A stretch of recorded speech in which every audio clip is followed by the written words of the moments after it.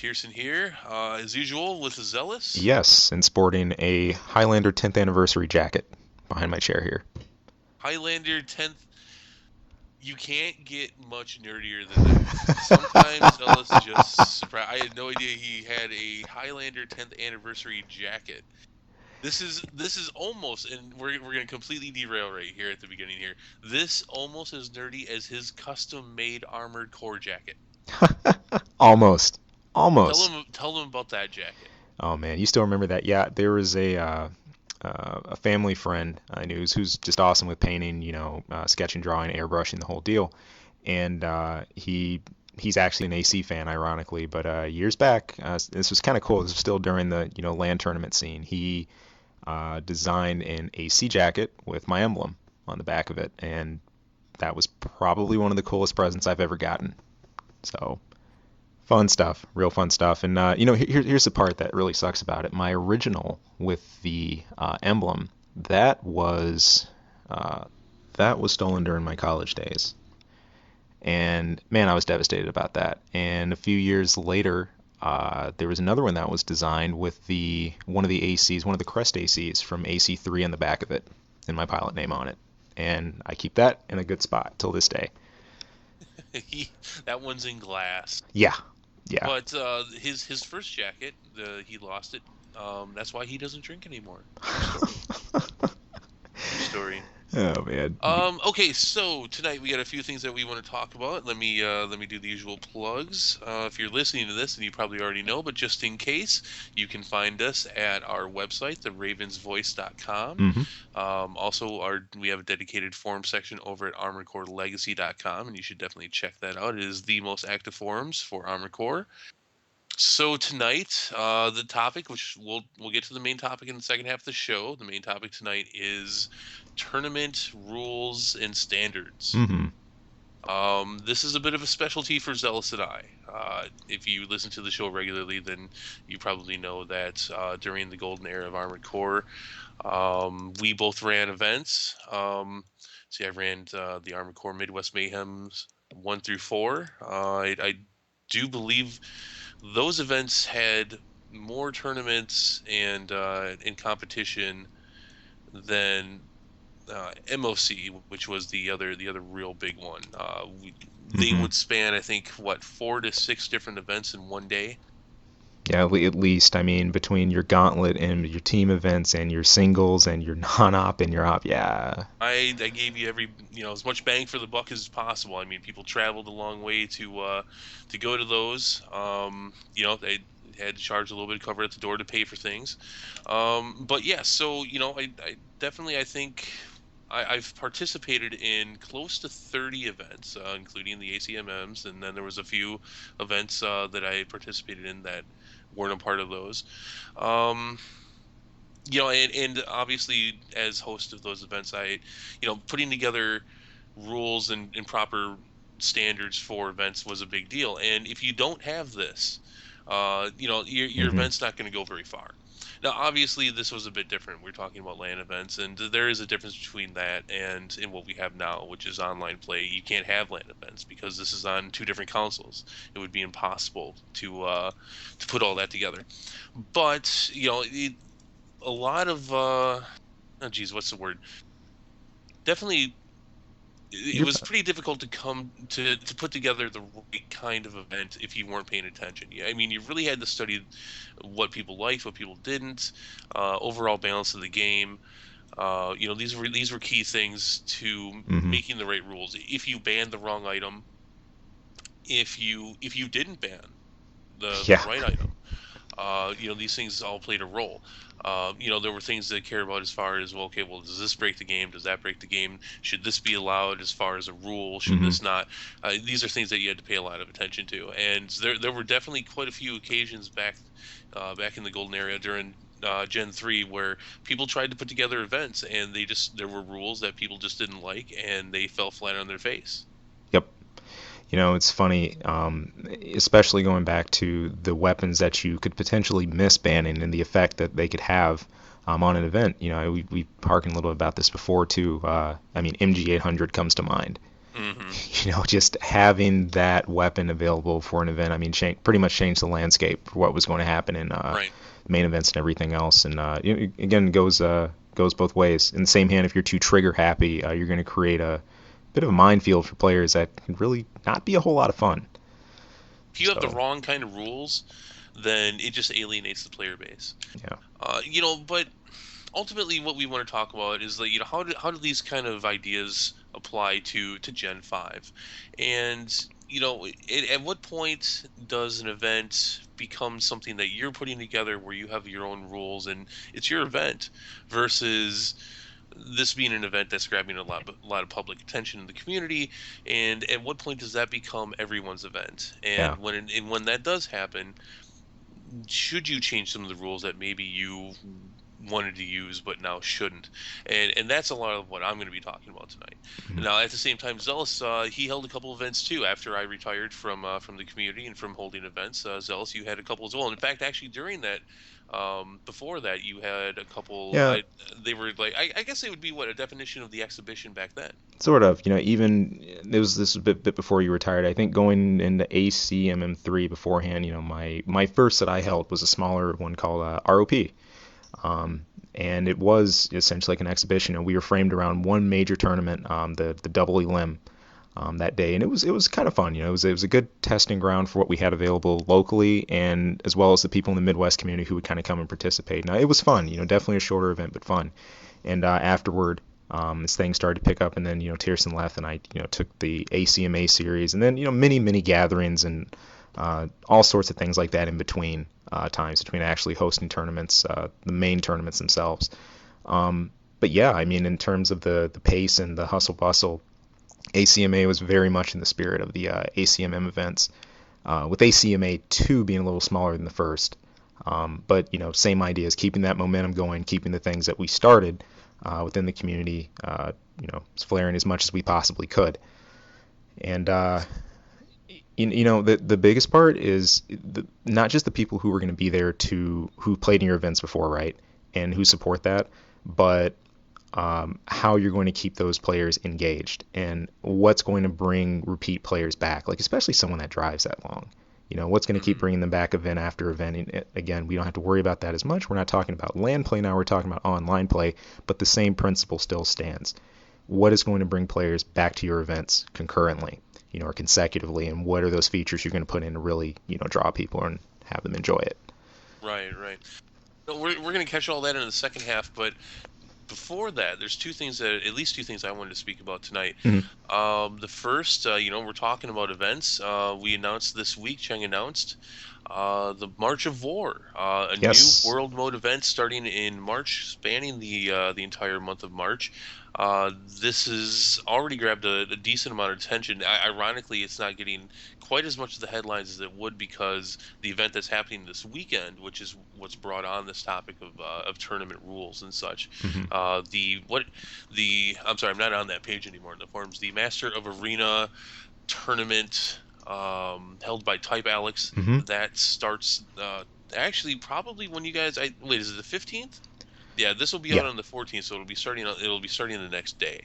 And we had talked about the rules for this event a few weeks ago, and I didn't make much of a mention of it. I talked about a couple things and kind of left it at that because the last time I talked about rules for an event, I got a couple not so great responses privately from people who didn't like the fact that I dogged the event the way that I did, Mm-hmm. which generally speaking, that makes me want to ask them to just cry more and go away. But I'm sorry. This is how I react to things like that. I know it's not the nicest thing, but I don't do PC very well. So, Yeah. um, no, so this time, I mean, I'm happy the event's happening. So, and again, well, I'm getting off topic here. I'm talking about the main topic right now, and I don't mean to be, but yeah, that is happening this weekend. It'll be very interesting to see what happens. And a Mm-hmm. couple weeks ago, I made comments on it, and earlier in the week, Type Alex, the host of the event, made a post talking about. I think he was attempting to justify the rules, which we'll talk about whether or not he even needed to do that. But yeah, so that's how that all came about. So that is happening this weekend. I'm going to be looking forward to results on that. Mm-hmm. But that's been taking the headline in the tournament section of the forums a lot.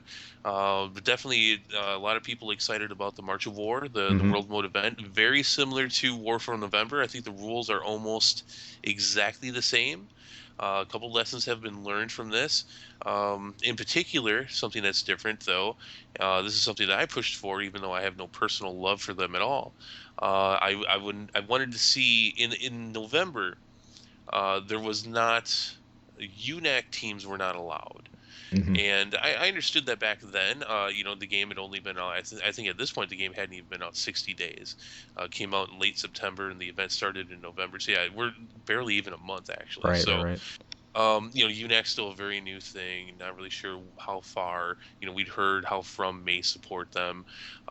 Definitely From Software supported them a lot for VD.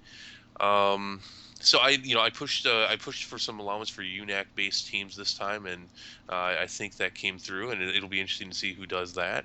If people think that they can just hire UNACs and call it a team, or if people are actually going to come out sporting some serious customized UNACs and pushing some hard UNAC teams, that'll be interesting. I thought this time around that was something that we should allow, though.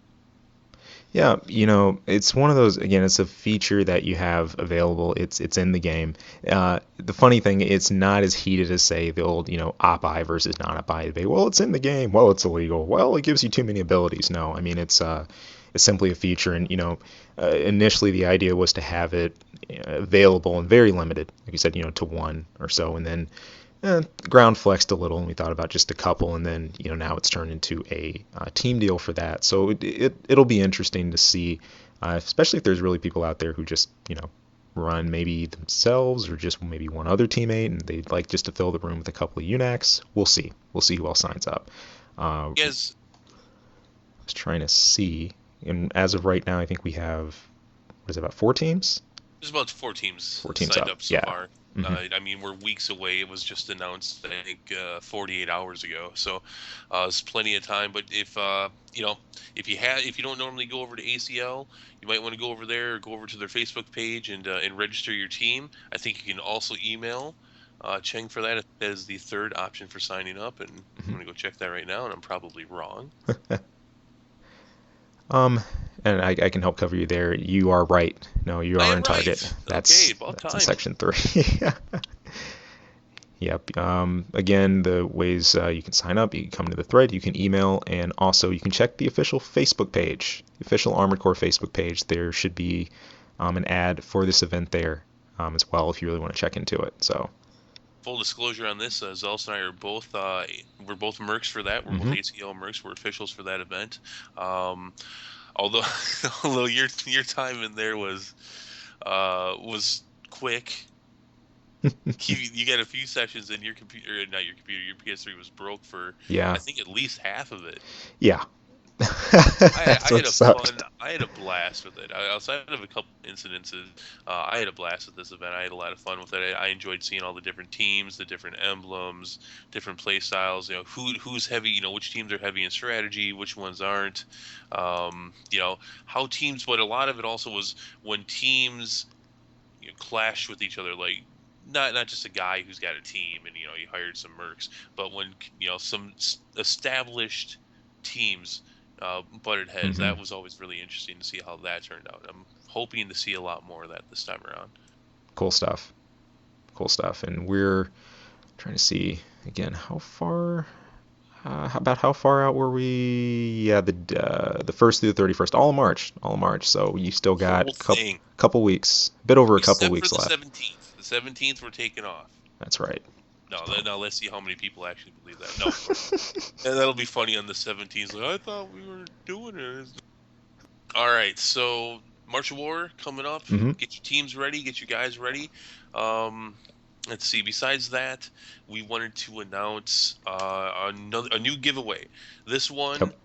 substantially easier than our previous giveaway, apparently, because we were talking about this before the show. People were talking about being vets and being around the game for a while. Well, we took people to task for that, and wow, yeah, when it came to our questions for that, when it came to our quiz, And Yeah, it was that was not pretty, guys. A lot of people let me down on that one. and the funny part, about some of the responses on that one were, well, it was all right till I started seeing some of the old school questions, and I said, never mind, I'll never win this. It's like, come on, you gonna give up just from that? Like, these weren't things that were, pulled out of some inaccessible vault. All that was the funniest part. All the info there was easily researchable and Right. something that could be found. But well, guess people didn't want to deal with the slow ball, so Well, then they won't want to do this one it's even because slower. this one's pretty brainless, people. This is we're gonna ask you to click a button. That's about it. Here's the thing. I mean, you're watching, you're listening to the show. We're putting up a website. We got some social media going. We haven't really started any advertising yet, though. That's something that we're going to be doing soon. Hmm. So with that, before we started that, I figured this was a good way to give our regular listener base a chance to win a copy of Verdict Day's soundtrack CD, Hmm. which is cool. A lot of cool songs in this one. I'm gonna I don't know. Maybe I don't know if I should even let you talk about soundtracks, Zealous, Don't get because me started. yeah, that don't get you started. That's for sure. Um, okay, so so we're gonna give away a copy of the soundtrack, and all you have to do is go and like us on Facebook. So before that's it, and that'll put you in. And you get a chance from now up until the last day of February. I think we'll officially cut that off at midnight, Hmm. going into March 1st. Ironically, when March of War begins, we'll if you like us on Facebook, you're entered to win. And we want to do this before we start doing some heavy advertising for the show, because at that point it will be impossible to know who's who and what's Right. what as far as likes and such. So we wanted to do this for the regular player base first. So yeah, just follow the link on our website to our Facebook page, and just go ahead and click like on there. And like I said, at the end of the month, we will randomly select who wins, Hmm. and we will announce it there on Facebook, and we'll probably announce it in the show too, the Yep. next following show. So that's it. That's all you got Cool. to do. Cool, cool. Yeah, fun chance to hop in on the ground floor kind of as we're beginning to set this up. It's not like our Facebook page is old or anything, or the site for that matter. Right. This is some pretty new content. So, hey, if you haven't hopped over, now's your chance to do it without a mind-blowing quiz. So we'll see what you can do. A quiz. Yeah, looking forward to it, people. Yes. Cool. So with that in mind, I guess in terms of our events, our upcoming gatherings, and again, our sites, we're still going to be posting some things that I know we're going to have the some of the other promotionals like the banners. We're going to put up some other design things we've been doing. That's all to come. Um, Yes. Yes. There's a lot. Half of that stuff's done now. It's just been a matter of the fact that I think in the last 8 days I've worked like 72 hours. So yeah, busy weeks. I mean, you know how it gets, and it's not like the stuff exactly lets up. It's kind of continually relentless. we do things when we can. So, with that in mind, coming back, we're going to be discussing the Master of Arena tournament, a little bit about that. Also, just some thoughts and rules and tournament happenings in general. Maybe a little bit of comparisons to and from the past, what we have now. But yeah, that's all coming back up in the second half. So stay tuned, stay right where you are, and we will be back in just a few.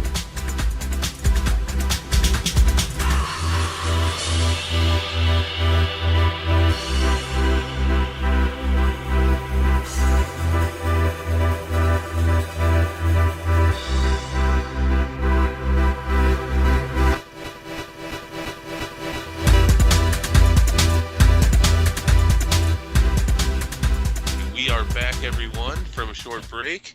We were talking just briefly before the show. We started talking about women in Armored Core, and I hope most of you have the same realistic reaction I had to that, which is like, "What? This is not real. We're There are no women in Armored Core." Oh my, Samika would say otherwise. Samika, what is? Are you? She even count? That was more like a GoBot that she had. We're going. Oh, come on, Project Phantasma. We're going there. All Does right. not count. You could not build that AC. Well, come on. It was piloted. Was it? Yeah, it was Samika. It was a she. She wasn't. I didn't. She wasn't MT. She was a. She's also a merc, but she recognized your strength and knew you would be instrumental in taking down the Phantasma project. Wait, okay, so yeah, but you were gonna cite something from Armored Core 4. Yeah, it's funny. This kind of real. Uh, this whole little side topic was born because I was discussing the different announcers we've had for Armored Core. They give us Harumadu Koroba, Armored Core, all those. And Yes, the only yes. time I remember a female voice, if anyone else can remember this, correct me, was for For Answer.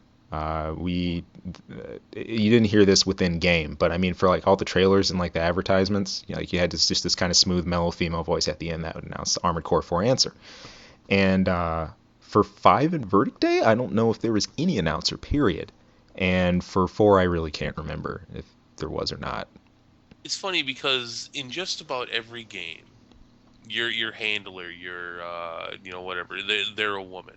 Mm-hmm. And it's just funny because every once in a while you have the cliche, uh, I guess maybe stereotypical, maybe not, female pilot. Yep. And I have come across some women that play Armored Core from time to time. Mm-hmm. Unfortunately, and you say that one existed during my hiatus, that there was an actual regularly playing female player. I mean, you'd see him post on the forums every once in a while, but I mean, not to the extent of the typical community Mm-hmm. member being a part of things and playing. I always thought it was pretty funny. I mean, considering they put so many female characters into the storyline, Mm-hmm. but yet, I mean, the demographic for this game is just so dominantly male. I mean, ridiculously dominated by males. And I mean, this is kind of obvious for video games in general, but I just always think it's kind of funny that they stick you with a female handler, and it's just like this is just not Armored Core at all. It's just one of those things that's always kind of been around. Yeah, it's funny that we never, at least I can't remember many mainline like male handlers that we had. If so, it might have been just been for a mission or so, maybe a Mirage representative or a Crest rep or something like that from some of And the I older think I games. think the guy from Verdict Day is probably the most dominant one yet. Yeah, probably that's the funny part. In terms of our community though, with players, huge point. The only like fully active female player that I've known in the community that made a point to be known, besides Niji, was Heaven Flame. Heaven Flame back on old ACO, she played alongside Slamscape a lot, and if you were on Excellent Kai, she would hop on as much as she could. She usually run lighter designs or hovers or bladers or things like that, and she would always be up for a retry. She would never quit a match if she lost one. It'd always be an instant retry. Uh, so that was fun, especially someone that was in the competitive spirit like that. But yeah, I mean, you talk about it in that light. It's a funny thing to compare. I think both in terms of community and then what we've had as the AC series as a whole would be what we've been given. Interesting Okay, stuff. so the topic for this week, tournament rules, standards, and such. Yeah. We talked about our background a little bit in the beginning of the show, just to let you know that we do have a lot of history with this. This is something that we worked on a regular basis. See, the last actual tournament I was a part of was Cheng held in for AC5. I think it was his. Oh, geez, we just talked about this the other day. I think it was his second, or Mm-hmm. what was it? His first or his second? It was either his first or second. The whole thing completed, which I guess was actually kind of rare, um, Ooh. which was unheard of for me at the time. But now that I've Yeah. seen a few people try to do this, um, so I did compete in five. I did not do well, but I haven't had the time to play like I used to. Plus, it was a bit of a system shock going from Gen 3 to Gen 5. A little bit of a learning curve on that. So Just a bit. yeah, just a little bit. Yeah, okay. So tournaments. Yeah. Yeah. Why don't you go ahead and give your opinion on this whole situation first, Ellis? Yeah, again, the main idea for this thread, was born from this. It's now evolved into 8 pages thread that began over AP lead timing and timing out, running away, the winning tactic, tournament balance, and everything like that. Having a chance to really view the responses here, to look at what the issues are, and let's frame that first real quick. The issue at hand here is if AP, like maintaining AP lead, like timing out someone while running away, is that something that should be bannable, punishable? Ways to like counter this, how this is in the game, how it's included, the way different builds respond. Type Alex, makes a lot of different frames and presuppositions for this. He places the topic in a lot of different lights to try to help people see ways that it comes down to. And at the end of the initial post, he says, if you make a tournament that allows AP lead, timing out, running winning tactic, the primary focus will be about +1 AP. It also promotes rematches and lots of confusion. He also goes on to say that his 1 versus 1 MOA tournament has a simple principle, and it's to see how well you can manage destroying your opponent 1 versus 1, not timing people out, not +1 in AP, or not hiding. I think a lot of people have probably run into the whole hiding aspect when you come into battle royales, where you have people, hanging back a bit, and then sometimes, it's fun to go fish them out and force them into the fray or force them into the middle open ground with things. But I was a little surprised to see, um, just to see this rise again in the way it did, and for an actual talk to happen about, well, Well, yeah, because he did it. yeah, well, in just the way it's come up, my feelings on this, and just to put this in context, my feelings on this really come down to, it's on page 5, I think. I think Graphenix pretty much sums up my line of thoughts with this too, and I want to go ahead and quote that if I could. Well, Uh, you're gonna go right for it. I am. He mentions that he wants to throw his 2 cents in on the matter. If I can speak, he wants to throw his 2 cents in on the matter, even though it seems like the decisions are pretty well made. Everybody's pretty unshakable about what they think. Do I think winning by AP lead is unfair? Not in the least bit. It's annoying. Is it annoying as hell when it happens? Oh yes, but that's part of the game. It's also, I mean, I think it's a salient line of thinking. Honestly, that's honestly where I stand when I look at stuff like this. And despite AC5 being a more counter heavy game in terms of builds, or defensive lockouts, or where you're standing on your TEC, or wherever else, or the weight type of your AC. Even though all those factors are there, I really think it still circles around to this. It's not like the running down the clock or running away was non-existent in past ACs either. It really made people rage hard in terms of blading matches, especially taking a good slash from Moonlight and then someone just booking across the arena for the next minute of the match. Yes, people got mad. I mean, yes, we've seen people almost break controllers over this and rage really hard. But what was interesting about it was, even after all that anger, even after the complaints about it, people didn't say that, well, if that tournament rule wasn't there, then or there should have been a rule against that. They understood that. Okay, yeah, that was really annoying, but okay, you flat out ran me out. And I say I believe it's a bit of a broad assumption to feel that if this is in the event, e.g., you simply allow things to play as they will, that players will default to that method and the way things will happen. It'll no longer be about getting a good kill or a good hit or whatever else. Just, well, get lead real quick and let me book and retreat. I think that's a bit of a blanket to put over every play style and every match before it can even happen. Right. That kind of hampers it. The So, irony to this, okay, here I have a lot of different feels about this. mm-hmm, Overall, and I mean I've been clear about this now with this event a couple weeks ago, and a previous, I think it was like the last tournament for AC5 when Chang hosted it, and he also had this rule. I think this rule fucking sucks. mm-hmm, It's I think it's stupid. mm-hmm, Now, that being said, it's your event. You can host it however you want. Now, and I'd made a comment a few weeks ago about how I disagreed with this rule, and I didn't really see much come out of it. I didn't get any blowback that time for bringing it up. Overall, I support this event just because it's a tournament going on in the game. Um, but Type Alex, he brings this to himself, and he had posted the rules, and I don't think the actual tournament, the thread for the tournament, really got, if any, questioning about this rule. I don't think there was anything publicly that was said or disagreed about with it, outside of what we said on the show. mm-hmm, So it confused me in general that he posted this, that he started this thread. You know, hey man, you know, it's your rule, it's your tournament, it's your rule.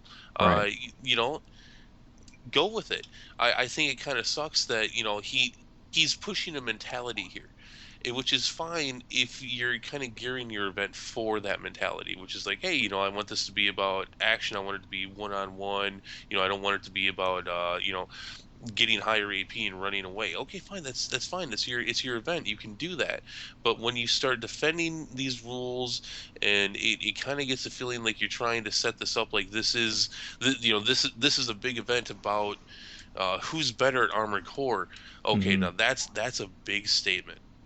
Yeah. That is a big statement. And when you start making that statement, and then you start taking away ways to win, that's where you start grabbing people's attention. It it does.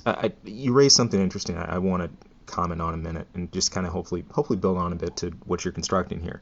Um, what you have presented here, I think, what makes this unique is that it's more of a battle against ideologies, right? Or like preferred styles than a part or like a specific item in game or something of that nature. You know, in the past when we discussed bannings, I mean, we're talking MG800, Carousel Mark II, Crows, things like that. You know, that you could see the direct effect in gameplay, and in turn, the community could make a direct impact by saying, okay, you know, this based on what we know and the way we've tested this part, no, it's out. We can't allow that. But things really, there's a huge gray area you step into. I think when you start talking about the piloting styles or the piloting tactics, like banning or limiting that in some way, because there's so many ways to read and interpret those things, and even what happens during the course of a match, you know, especially something that may not have been the direct intent of said player or a downtime that may happen at some point. I know that's not the issue here. You know, every downtime equals I'm totally running away from you. No, Hmm. but that's difficult. That's a very difficult thing to, I think, fully enforce, if not impossible, to please all crowds with that. Right. You can push that from one angle, and the other perspective, people say, no, no, no, no, no, no, no, that's not what's happening. You know, I'm actually doing this or that player. This is how I read what that player was doing, and that gets really, really rough to actually keep up with. I mean, So, overall, my point is, you know, you run your event however you want to run it, and kind of like I said before, if people like it, then they'll go. hmm. If they don't care, they'll probably go anyways if they can.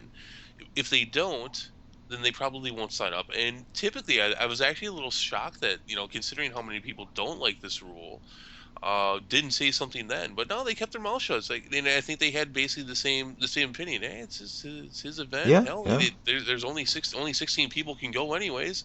You know, it's so, you know, but when he brought this post in, and you know, and he labels it with tourney balance and just a huge defense on this. The irony for this, in my opinion, is that he sets up the lock build rule, which really is the big hindrance towards having the other rule, which is, you know, what's he call it? I'm trying to see which one The you're running looking for. away, and then I forget what it's called. Anyways, the bigger rule, the one that's grabbing all the attention, you know, running away once you have a advantage in AP, uh, Timing out, yeah. having timing out, having a locked build rule is really asking for problems in that situation. And if you're going to have a locked build rule, I really think that you should, in my opinion, you really should allow people to run away then, because you know, if you're coming in with locked builds with a game that has, you know, is so harsh on counters, Hmm. you're going to run into this issue. Yeah, This is going to happen when there are probably going to be a couple cases when the only way to win is to run away. yeah.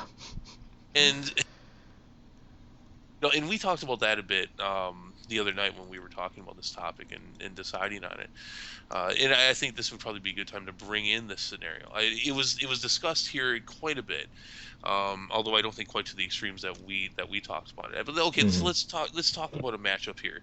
Let's say you've got a lightweight and you've got a tank. You've got a lightweight biped. You've got a tank, and the lightweight biped is ahead in AP, but is out of ammo. Hmm. What the hell is he supposed to do? Is he supposed to go try to kick that tank until he wins? Is that a smart thing to do? That's not a smart thing to do. The best thing to do at that point is get the fuck out of Dodge. I mean, I'm sure there's plenty of voices that would say, well, the honorable thing to do would be to go in the middle and duke it out. But then the other side I of you don't even says, think well, that's the with what? honorable thing to do. Right? I think that's It straight up says, the stupid thing to do. it says like, well, with what? I mean, most of the time in those situations, you won't, find a point where you're gonna be like, oh crap, completely burned. But let's look at it. If an AC did. But these kind of hypotheticals are really important to make in these sketches. And some others we Right. had, and they go right along with those mentioned in this thread. We had one about, for example, a melee-oriented player, right? Like running straight into a barrage of like battle rifles and missiles. Well, okay. I mean, obviously he's not going to fight that straight up at like 300, even 200 range too well. So you're gonna use your cover, use your recons and everything else. But finally getting your opening to do that strike that you want and taking that swipe, right? Uh, some of that can be interpreted as, oh well, now you're hiding, you're cowering away, you're running. Whereas it's actually positioning, actually setting up that next opportunity to hopefully have your opponent slip into a maneuvering trap and land that devastating hit that you want to hit. But I think there's all kinds of scenarios you can make with this. Obviously, the light heavy one is I think one straight off the bat, just a simple one you can put out there. But this type of discussion, I think, invites these things, and it calls for an examination of that. And the more I start thinking about it, and I think the more you see the just broad range of topics that come out of it, or what ifs, it's a murky ground. And as the event holder, as the person setting the rules, these are hypotheticals that you should think about. Yeah, And it should almost be expected that these are hypotheticals that you do think about, which then puts into question why you would have said rules. Um, I mean, here's the thing, and now hmm you add in what I was saying with the locked build. hmm Okay, so this scenario happens in your tournament. It's round one, and this scenario happens. And so let's say the lightweight follows the rules. Ultimately, he has to die. right. He has to lose. Okay, but you have locked builds, so it's just going to happen again. The chances of it not happening again, if they are armed and countered in such a way that that lightweight really just isn't coming in with enough stuff to take down that tank. Maybe he can get him low enough to where he can get higher AP, but he can't take him out. It's just going to happen again. So then I was reading in this post about something about a locked build, except for the loser. The loser gets to change his build, Right. which we talked about that. We'd never Yeah. heard of that before. Yeah. In all of our years, I'd never heard of that rule before. Maybe that's something that came out with Armored Core 4. That would make sense because it's about as crappy of a rule as that game was. So I mean that's ridiculous. I can't even imagine how the implications for wrecking your event with that rule are just you could grief a whole tournament with that thing. Well, especially with switching designs. I mean, in the past, that was always something, especially if it was not stipulated up front that you're running locked builds, was, between matches, you got a design you want to change to. I mean, hey, floor is open. I mean, for Right. people to do that. If you got, as long as you got that in your memory card, you're not going to sit here and, put something together in the garage like immediately. No, I mean, you got your next AC loaded up. Yeah, go ahead and swap up designs, then go into your next match if you want to. It's, limiting that to a single player, or regardless, I think of which way you turn that, it's kind of surprising. I mean, um, I don't. It's difficult to see the advantage. I think that would cause like for things as a whole, or the event as a whole and where that would go. Um, but yeah, I You think it's mean the best. loser being Right? able to Yeah. change his build? Yeah. I mean that's horrible, It's man. like a why not? Just open the floor. Well, But so the loser can change his build. We're going into round two. Loser can change his build. He knows exactly what he's going to have to face next time. So in this game of such hard counters, he's going to, if he knows what he's doing in this game, he's going to obliterate that tank in the next round. so, You're going to have the same for any players who know what they're doing, they're going to have the same scenario every single time. but First guy loses, he builds the counter to that build, he beats him in the next round. That guy loses, builds the counter to that build, and this is I can't even I would leave that tournament. So long as set counters are on hand to do what you need. I mean, it's answer upon answer. What I think what this does point to though is the other solutions or things people propose in this thread. I think that was the fun part about reading it. There's not just a debate about the rules that are going on, but it's other answers to possible scenarios or other ways you could present different rules or situations. There was one, in fact, I think by Nana Basho, he posted and he was talking about, because AP lead was such a concern. He was saying, well, what about if this way, it's an optional scenario, if this really was the focus, having AP lead determined by a percentage instead. So it wouldn't be literally the number of AP or plus one AP, I believe, as it's framed here, but uh, the total percentage of your remaining AP. Things like that. I mean, I don't think you can do that. I don't think that's a solution at all. With again, we're talking about mm, hard counters and arming yourself properly. I mean, you start going into percentages, then you have to start questioning, you know, the defense types versus the weapons that were brought in, and I don't think that's a solution. yeah, I mean, I think what he frames here is simple enough as taking what you have, at the end of a match, and then looking at the percentage of where you're standing based off of your total pool of AP. Given you get hit really hard or you don't have very good defense, or heck, let's face it, you get piled at the wrong time, match is probably going to be over anyway. But uh, yeah, Here's the solution. Here's the solution. Don't lock your builds. Get rid of this whole rule that you're running away, so you can get disqualified. Get rid of that and let people fight. And if one guy loses, he'll be like, well, shit, I probably shouldn't use that again. The other guy's much more likely to use his AC because he just won with it. I should probably grab something or build something in the next 3 minutes that I have until this match starts to counter that thing. well, another thing, if you take this in a broader context as well, and not just Armored Core, but you look at how competitive gaming, period, handles this idea of, retreating or maintaining the lead. Again, this is nothing that's foreign. You could argue this everything from shooters to fighting games, especially in fighting games. I mean, I think you can notice this in Marvel vs. Capcom, controlling the upper quadrant of the air, like in your screen time, with the character, for example, like Storm, that has like your hover abilities. You've just landed that massive air count. Let's say you chipped away just enough and you want to maintain.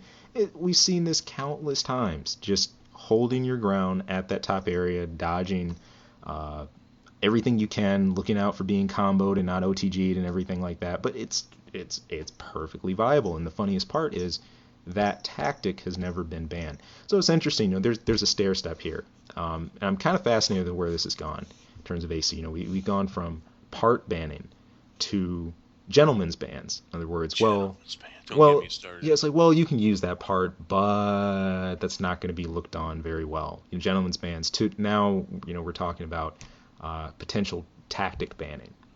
And it's It just gets me. That just sticks in my crawl. yeah. Tactic banning.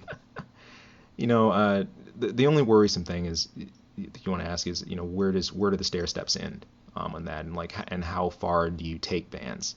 Um, Ultimately, it ends to people using the starter ACs, and that's it. Suppose that's fair, right? So somebody will find a way to bitch about that.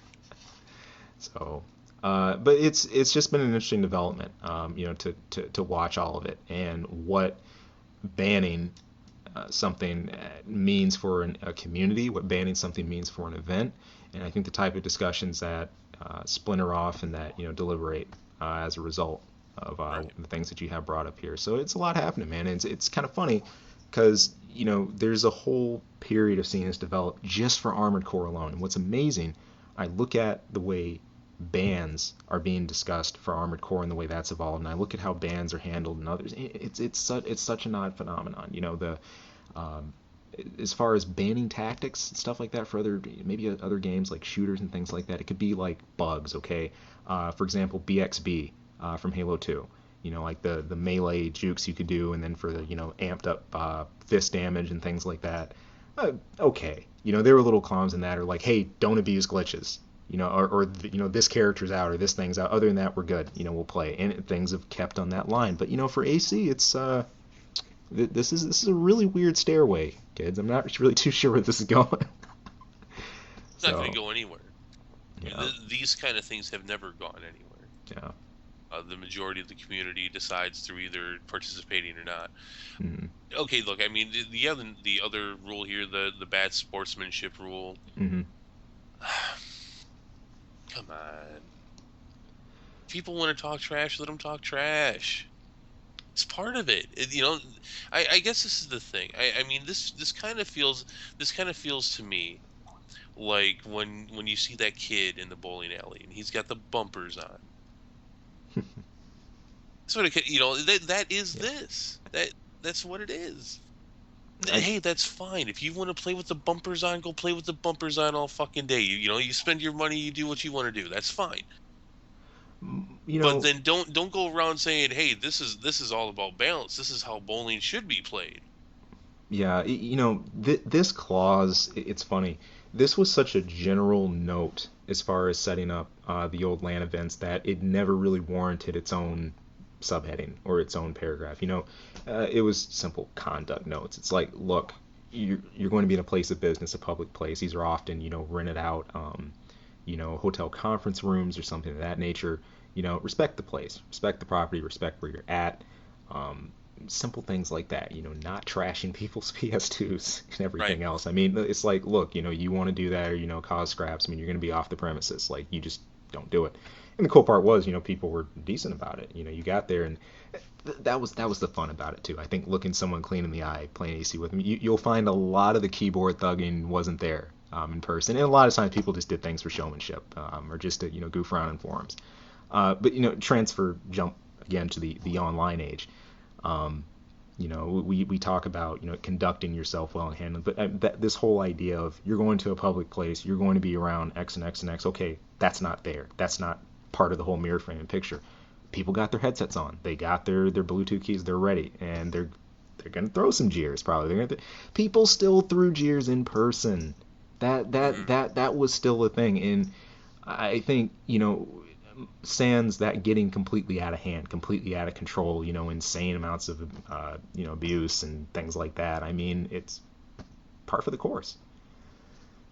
Yeah, So so yeah, I mean, obviously, I don't think people should try to seriously hurt each other's feelings. But I mean, right, right. trash talking in an event, hey, again, that's part of the game. That's getting underneath their skin. That's going to affect how they play. That's part of it. And hopefully nobody takes it too far. Hopefully no one gets too serious with it. I mean, this rule talks about any signs of disrespect will not be tolerated.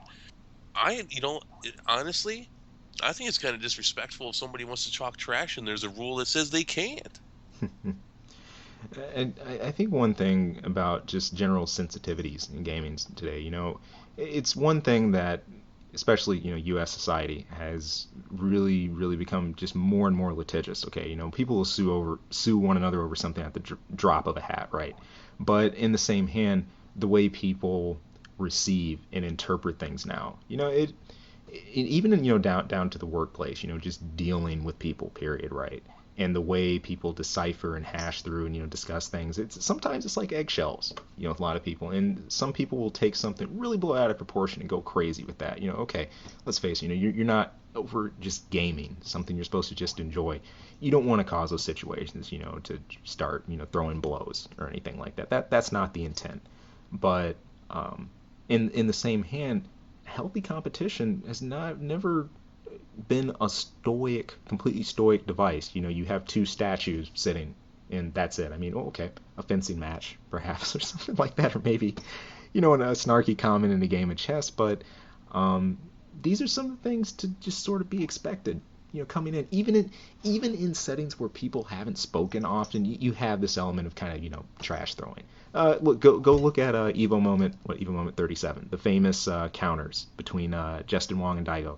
Daigo pulling his epic parry win with Ken. There were taunts being thrown left and right in that. Yeah, they weren't, you know, cussing each other out outside of game or anything like that. But there's still that element there, and you know what? It stayed within good sportsmanship. That's the fun of it. Mm.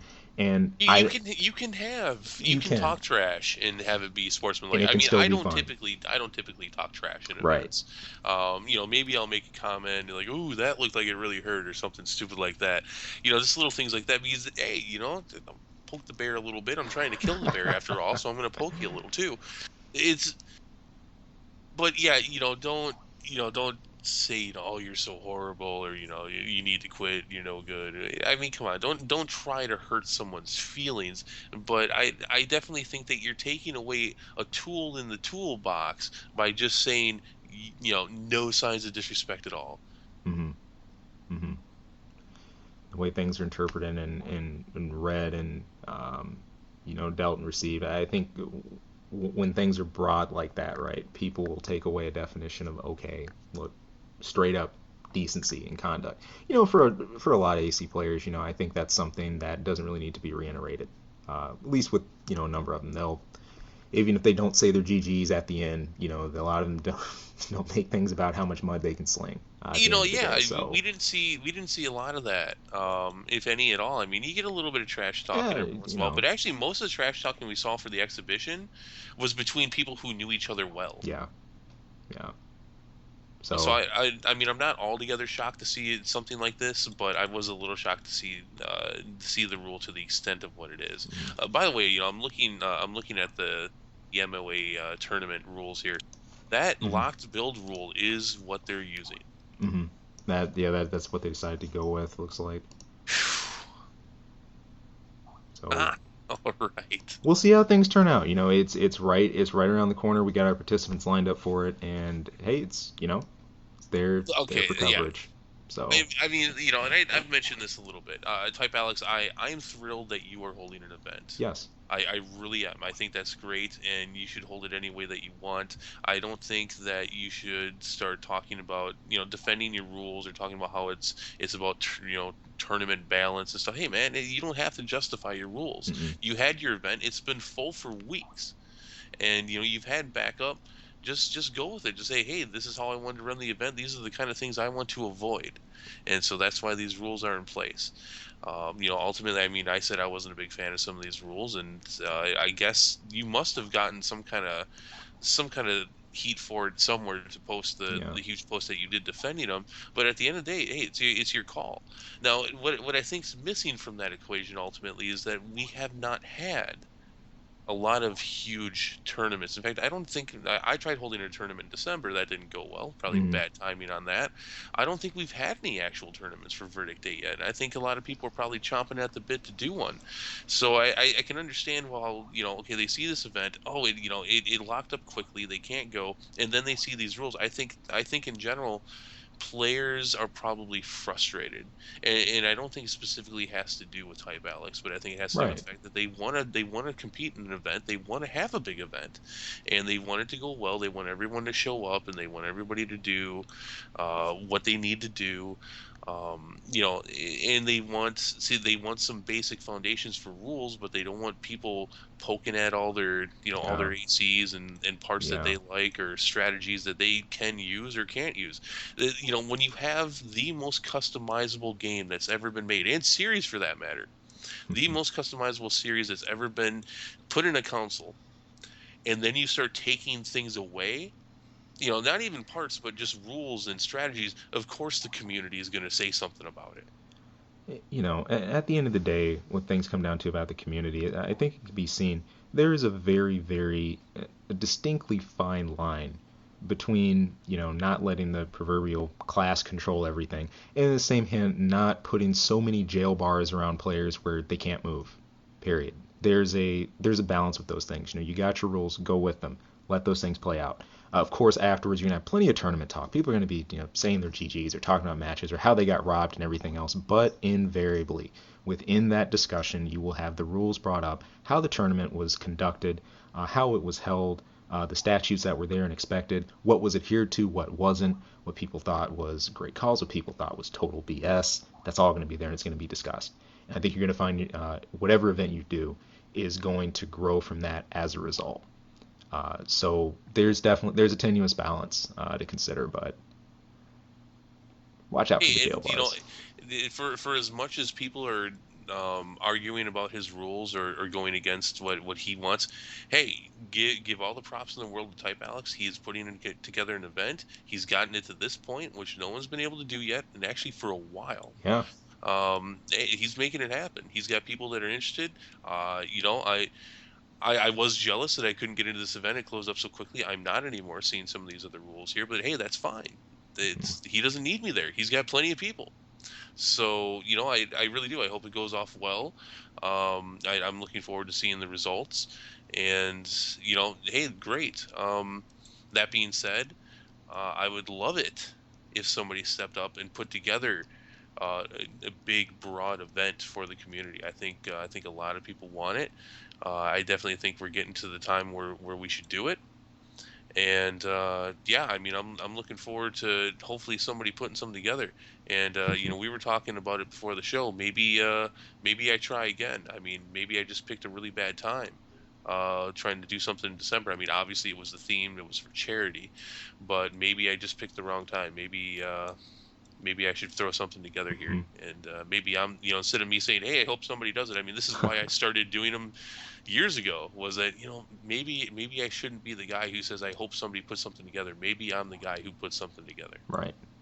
Right. And see, see where things grow and see, where the community helps you boost things and take it from there on the platform. What's always been so important about this is, you can have some of the most dynamic organizers you could ever wish for, but it's going to be the people who attend and usually repeat attend and who show interest in these events to want to continue pushing them and to keep spreading that and to spread that to a broader community. And that's how this stuff grows, and that's how it continues being supported. And the best part is, we got so many more tools on our side now than we did in the past. Oh Jesus! Don't even get me I started. mean, dude, it's crazy. Like, the MOC were much better at getting, I think, their vids posted than, we were here in the Midwest side. However, just with the setups you got today, between stream channels and everything else and capturing vid, I mean, that's almost a non-issue. It's gone from, oh crap, do I have my deck? Can I get my footage from this DV tape or whatever else to? No, I mean, this is easy to set up. Go, boom, run it, plug it, and there you go. And now you've got a piece of that tournament, or you can give people an immediate perspective on what this event was like, and you can spread that so much faster and just almost instantaneously now. So, You know, we're kind of moving past the specifics here, but I do want to bring up something that you and I talked about. We had to check this, and actually I was a little shocked. You know, when it came to the scenario of the lightweight versus the tank, and he's out of ammo, but he's higher on AP. You know, a little shocked to find this because something that I had said, and as far as I can remember, it was in all the other games. I don't think it. Maybe it wasn't in five, but we had to look this up. The scenario was, what if there is no time limit in the match? yeah. What are you supposed to do then? Mm, Should the guy with the higher AP but out of ammo, should he run out? right. You know, what do you do at that point? Right. You know, if he honestly could dodge that other AC all day. Now, unfortunately, and I was shocked by this. Armor Core Verdict Day does not have an infinite time. Mm-mm. I could not believe that. I mean, what about four? Do you remember? Does AC four and four answers? They have infinite time limit? Someone had to fill me in on that. I honestly cannot recall. I But mean, I know Gen 3 did. yes, definitely. And it's funny for Gen 3, usually the infinite time, we, at least in my circle, we'd pop that on for when we had our local matches, or when we were training sometimes, or when we really were trying to push some designs to their, utmost to really see what the capacities were. Of course, by the time you hit a tournament or event, you weren't going to have that. You were going to be at your good old 5 minutes or even shorter for that, just a couple minutes Right. for blading. So that was never, as much of a factor. But yeah, it would honestly, I'd honestly have to peel back into four. I'd have to jump back in the pool again to check where they stand on that. But yeah, I just think it's an interesting question. I know a lot of people are like, well, why would you give, why would you give infinite time for matches? That's stupid. Uh, mm, Fair enough. I don't disagree with you, but some people would look at the same way about not allowing a tactic given a certain scenario. yeah, They would say that that's stupid. And so, I mean, it's all about perspective. yeah, And honestly, I mean, for Zealous and I, and this is part of why I bring up our history with events and holding them and such. Scrutinizing possible rules uh, parts that could be banned, how you set up your event. This needs to be weighed heavily. This is actually, and honestly, something that should be discussed with the community. If you want your event to be that huge event where coming out the winner means something to the community, you Hmm. need if you have rules that you think might be questionable in the slightest, you should talk to the community about that first.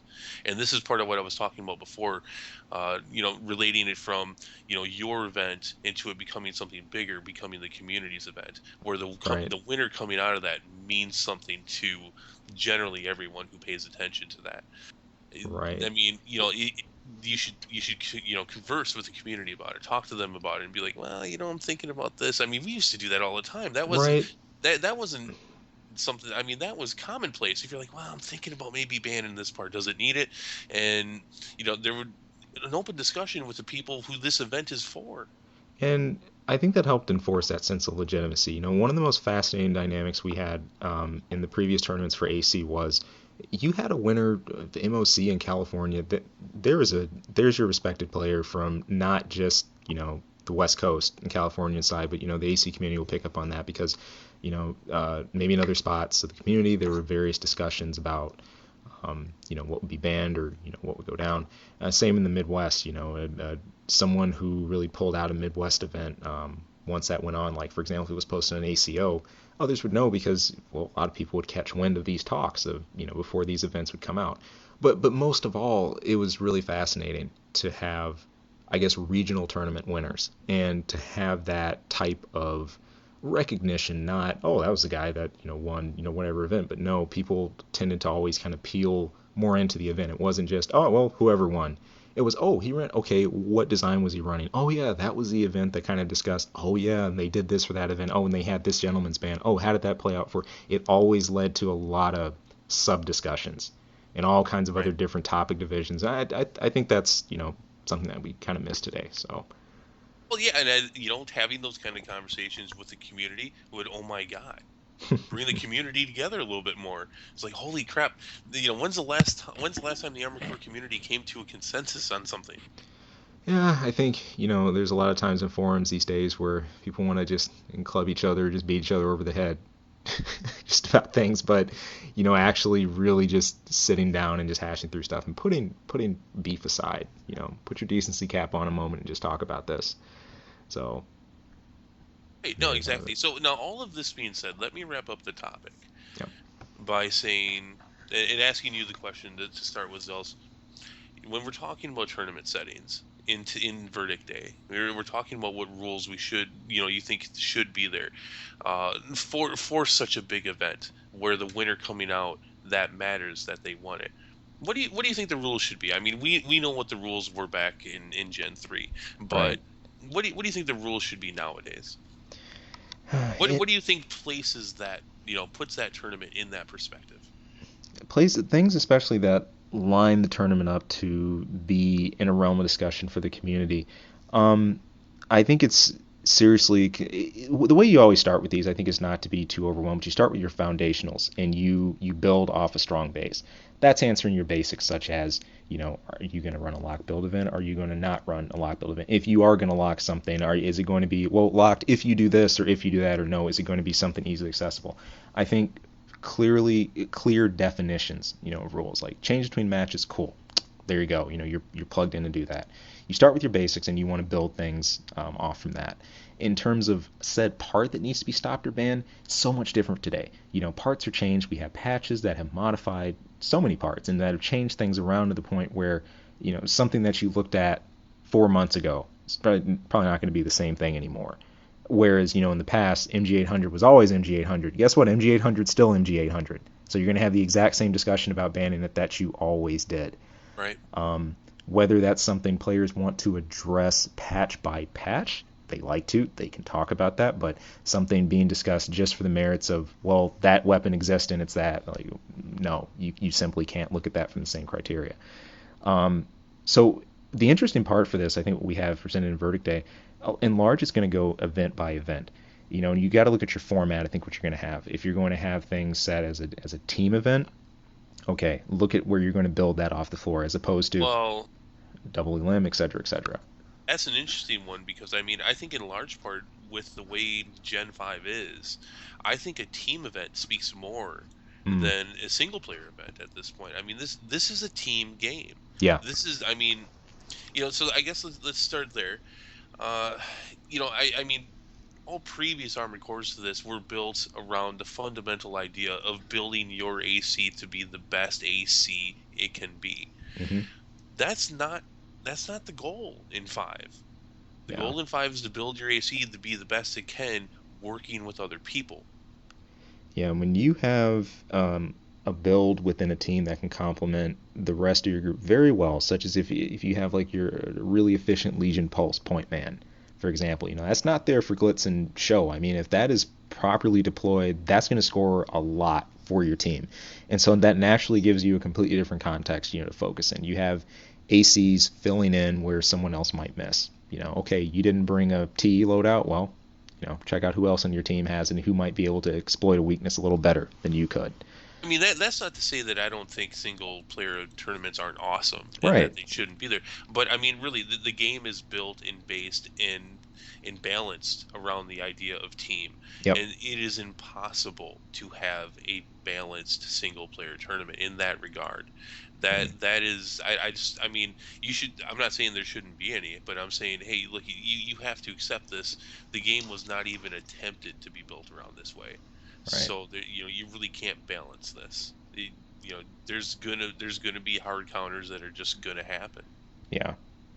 And that's the kind of fascinating thing I think people have had to really adjust to with this generation of Armored Core. This kind of left turn, you could call it, into teams. And it's funny because you can't quite call it a hard left. AC has always poked at teams. The feature itself has been there for a long time. It's even been in the missions, for goodness sake. You'd have miniature teams of pilots and things like that had work together. Even pseudo clans beforehand, like especially those of you who, if you looked at the Yahoo groups way back when, I mean Exor and the Phoenix Elite, his group, you could say the RJL, like Reverse Joint Legion, the Kinsaya Blades. The list goes on and on for groups of players that existed. Okay, and this could be again in game, and then or just groups of players that form miniature clans. The foundations were there for it. AC5's taken that, it's done a radical turn with it, and here we have it to a point where it's directly implemented into the system. So, So now with this though, I mean this is interesting because I think now, I said it earlier. So we're talking about a single player tournament. Let's talk about that for a second. I think because of the defenses, because of the different weapon types, the different AC types, um, because of that, and the fact that the game wasn't balanced to build upon a single AC to go into battle. I think because of that, you can't. We used to have locked builds. That almost every event for Gen 3 was locked build in some fashion. mm, Yeah, but I think with the way Gen 5 is, you can't do that in a single player tournament. Now, I think the interesting question is, and I don't think I have an answer for it right now. Can you do locked build in a team event? mm-hmm. And where would that what parameters would you set, and where would that build from? Right. E.g. the biggest thing to ask up front is you saying, okay, well, are you looking for just these set builds only? What's there, or is there a condition, for example, take in one other save or another registered design that you had somehow, and you'll be able to swap that in. Yeah, I think that's a question for the thread itself. Yeah, no, and I think that's a perfect topic to take to the community. Yeah. Is to talk really discuss that. I mean, here you have a tournament event that is going to be able to meet all the different balances of the game within its rules. Hmm. So, can you lock down those builds, and what does that bring to the event or opening it up? I think that would be one that I do know that there is a team event in the plans for some point. We were going to host it, but we gave it up, and I think Cheng said that at some point he's going to do it. So I think when that is announced, I think that's a good time to have that discussion. Right on. So. So, another typical tournament rule is best two out of three. Hmm. Hmm. And I think considering the again talking about the diversity of the game, I actually don't think 2 out of 3 does it anymore. I think normal rounds, at least for single player tournament, needs to be 3 out of 5. Yeah. Yeah, it's strange, when you look at the things that cause that or what make things feel that, maybe 2 out of 3 is enough, maybe 3 out of 5. The 3 out of 5 it was normally saved for example, top of losers bracket, like Hmm. wrapping up special match at the quarterfinals or especially the end. Right. You do your full recap, but something about 5. Extra run backs, I always find those fun. Um, you know, 2 matches is 2 matches. You could say as a merit to opening the floor for more matches, it gives you a chance, if you have extra builds to load, to kind of give people a chance to tour and feel out exactly what to do. Like, for example, by that third match, is he going to go back to what he originally used? Is he going to have, that setup that he swapped to deal with said combination? It could give some more room for expression, for sure. But I really think again that comes down to your event foundations and what's going to be established uh, ahead of time and what's going to be allowed. So Yeah, I agree. I just the way I'm feeling about it is that there's just, I mean, with hard counters and diversity in the right. game, I just don't think I don't think 2 wins out of 3 says that guy's clearly the winner. I don't Hmm. think it says it like it used to. Well, I'm kind of interested. We've got our people who love to go with their staples. For example, such as like ZO4. I Hmm. think cases where people are like, it's staple, period, regardless of what happens or what change or what I do. I think those are situations where people will probably clearly see, win or lose. Okay, hey, that guy stuck to his guns. Regardless what kind of, if he pulled it out, hey, he did his thing. If not, so be it. And I think you're going to have those that are pop up. I think those matches are going to become truly dynamic if you have two players that are trying to kind of shift around and find exactly where they want to set build wise to kind of deal with the match. If you have one that's going via staple and one that's not as much. So it all boils down to this. I think the 3 out of 5 would be really fun for certain situations, but for some, I'm still cool with 2 out of 3. So yeah, but let's see. In a 3 out of 5 scenario for normal matches, what do you have for the end? Wait, what is the final? Yeah. Is that 5 out of 9? Is that 2 hours of Armored Core? Well, you could do it how a number of other events have. You could have it, for example, if someone's up and coming, a match where you could reset the bracket. If you're coming out from losers, like if you take a set, then you play, another set. Whereas, the person that's higher up, you just have to, take one massive sweep, and that could be all. You could crush it. Um, Resetting the bracket is something very common. We've seen it from some comeback kings in the tournament community for gaming a whole lot. Happened a lot at this year's past Evo. Uh, those of you who remember Justin Wong's performance in MVC3. But I think that would be a major way things like that could be done. So, Interesting stuff. This is some of my favorite topics for this game. Um, and even then, actually you were one of the bigger voices against a rule that I regularly had at my events. mm-hmm, mm-hmm, That was, let's see, for each round, or for each matchup, I should say. yeah, The first round was a random selected map, mm-hmm, but after that, the winner picked the map. I gave him a little home field oh advantage.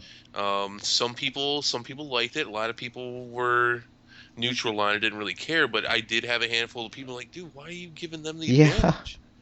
And this was something that you took me to task about, I think, on a couple occasions. Well, my thing, to be fair here, my thing was more about the prize pool and where that was placed. In my mind, there always should have been like a second or something like that. I was always kind of miffed with like, whoa, wait, guy in first, sweeps. Hold up. But I do remember my first ACMM. I had come in the one I two, I believe. I'd actually come and asked you about the ruling for map change and just well, okay, you have a winner that took match and now they get to choose and where they're going to move their opponent. And I kind of asked you to explain that. You talked about that, and I said, oh, okay, I could see it. But it's funny. My natural inclination coming into that event would be to assume, oh, well, I guess you lost. Okay, uh, loser pick. No. No. No, this is Yeah, something that I'm fine people, with and it. obviously there's a whole new generation of community that learn this. I I will suffer nothing for the losers. I am all about I am all about rewarding the winners, and I say that knowing full well that everyone but one guy is gonna lose. That's the only one guy's going to come out to win, and that's just the way I've always felt about it. It's like, no, this guy won. You Hmm. don't give the loser a gold star. Yep. You give the winner a gold star. Yeah. The Yeah. gold star was, and I think I changed this at one, but God, we're talking a long time ago. We're talking about 8, 9 years ago, I think, at this point. But I think I changed it at one point where people could just pick the match, and I know at least like some of the ACMMs, you had to pick your home field advantage map before the event started, so that people at least knew what maps they had to get good at against other people. Now, again, the first round was still random, Yeah. but at least they knew which map was coming. Yeah. And they kind of just did call outs. In fact, I remember that. That was a nice, quick system. Surprisingly, players respected really well while being there. You know, they kind of kept track of where people's home fields were.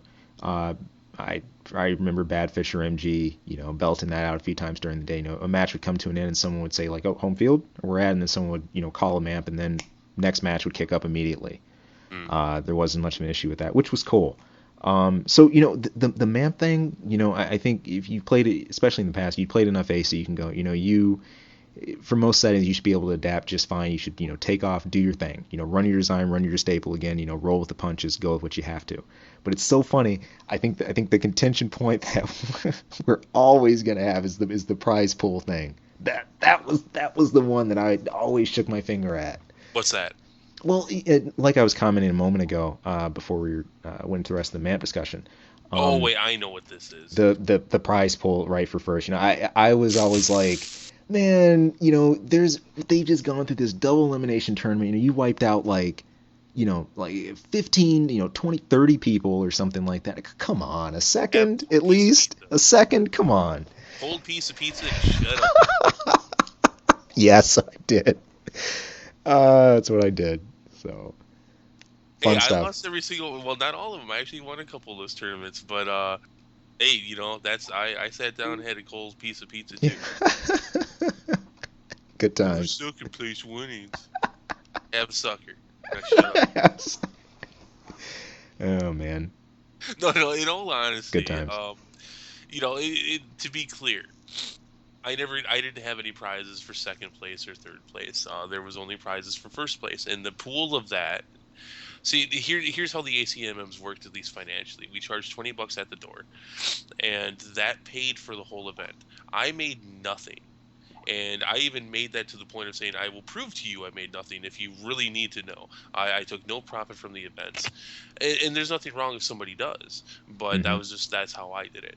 100% of the amount at the door went to the events, and you always had no shows.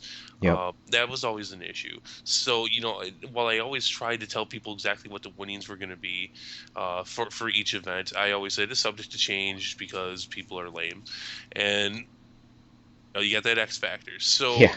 it was hard to have a second place and a third place. And come on, am I going to give them $5? I mean, here's 350. I mean, good job.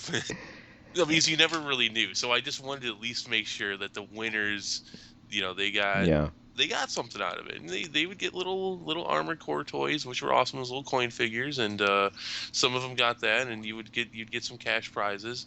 Um, but yeah, or sometimes, if you didn't come in first, there'd be cold pizza over there. You can have some pizza, or I'd always have like a big bowl of candy that would give, if one person even tried to, they'd die before they ate it all. So yeah, go have a sucker, go have a piece of gum. Better luck Yeah. next time. And there Yeah. was a next time. There was three more next Of times. course, of course, and they'd always invariably come back up. I think some of those with prize pool was always an interesting thing to consider, especially if you were on the eve of another AC release and if you wanted to combine that. Okay, let's say roll that into a package deal with like cash prize and maybe like a game. I know Last Raven was about to come out, for example, when I hosted ACMA 2, and part of the first place prize, in addition to the the cash pull was a copy of Last Raven.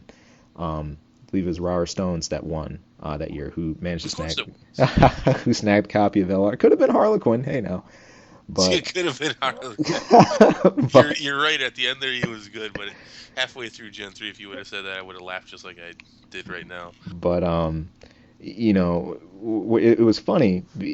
Sometimes that can backfire though, and this was a case where it was an interesting happening because see, he'd already had a copy of LR like on reserve and on hold, and so he kind of had this extra copy of LR running around. He's like, do I sell this? Do I give it away? Do I, I don't know exactly what became of it initially, but it's neat. There's always different ways to consider that if you're looking outside of cash. But I've always 100% wholeheartedly agreed on the non-profits. You get what you need to, cover your room cost and everything like that, and do as much as you can to put it back into the player base. It's part of what keeps people so energized and enjoying these things. And Hmm. We talked about that a couple weeks ago. yeah, You're not going to you're not going to go fishing and catch any fish without a worm on the hook. yeah, that too. It's good to have that there too. Mhm. And I would love it if things ever got big enough to where people could make some serious money off these things. Yeah. Which comes to something I wasn't going to bring up tonight, but a rule that I think should exist for any big events is pay to play. Hmm. Charge them to enter the event. This is so important. This is the difference uh, between half the people not showing up and getting the best of the best, and they're willing to prove it financially. Say, this is how good I think I am. I'm actually putting money on it. Yep. There you have it. This does not exist in the community anymore, and it boggles my mind. Especially, and this isn't a knock, but especially with some of the competitive attitudes that we have in the community, that people aren't even saying that outright. Come on, let me pay Yeah. $20 to get into a big event and then win all of your bitches' monies. That's You Put it know, all up there. Make them pay to come in, and then the winner gets. You know what? I mean, obviously there's some server costs that you have to pay for, and there's a couple small things that you have to pay for to host an event online if you want to do it appropriately. But make them pay to come in, and then the winner's going to get the vast majority of it. That's yeah. yeah, online, it's interesting, online has brought us accessibility while at the same hand simultaneously giving us sense of distance. That is especially splitting off land play. People don't see the grounds for that because obviously, well, you can sit and just hop online and play. So it's been an interesting double edge, especially where AC's gone, the new systems that we have. And hey, people got thoughts on it, by all means, post up, drop us a line, I ravensvoiceacl@gmail.com, or post in the thread. Hey, Yeah, I in fact have been a little bit more volatile than usual. Well, there's two reasons for that. I've been a little bit more volatile than usual tonight. One, because I'm absolutely exhausted, and part of the part of the way I'm keeping myself awake is by being very expressive and loud. Secondly, because yeah, I want to hear people's opinions on this. I'm trying to shake you up a little bit. Come on, give me your opinions on what is effectively the biggest topic for the community, and that is how we compete with each other. The end game of Armored Core is yep. about versus. It always has been. The rules and the standards for us to compete against one another are some of the biggest things that we will ever discuss. So, and hey, that comes back to all of you people. It comes back to us, really, the community. How do we decipher these things? How do we deal with them? What ways do we discuss them? Let's start the dialogue, people. So, Yes, well, a fun discussion. This is going to be one of our longer ones, but it's all right. I think it's all right. that's It's okay. needed. It's needed. It's definitely needed, and there are no qualms with doing that. So, definitely looking forward to your responses, your thoughts from this, and hope you guys share and post up. And I'm sure we'll be continuing with this one for times to come. And this is probably going to Oh yeah. heck, it's just spawn a lot of other topics too. So, but hey, If I offended anyone tonight, I do apologize. In particular, type Alex, I hope you understand that I was expressing myself more than anything. I don't think I said anything personal against you. If it was taken that way, I do apologize. This will probably be one of the few disclaimers on something like this you'll ever hear from me. treasure it, and Sure, re-record it if you put that have in your to. pocket. So, again, type Alex, thank you. I'm wishing you the best in your event Yeah, as you start that up, kick that up. Hope things rock for you. absolutely. Same here. It's your event. Run with it. So, coming out of that, we're gonna get ready to get out of here. And I, It's nap time. yeah, Yeah, I got my Whoopi and my teddy bear, and it's sleepy time. yeah, we've covered some of our plugs. Looking forward to hearing from you guys. But hey, thank you for tuning in. Please stay tuned, keep the dialogue going, and hopefully this is going to spark much for you guys to talk about. All the best to you. Have a safe night, day, whatever it is for you, and take it easy. We'll catch you here next time. Well, like us on Facebook. Peace.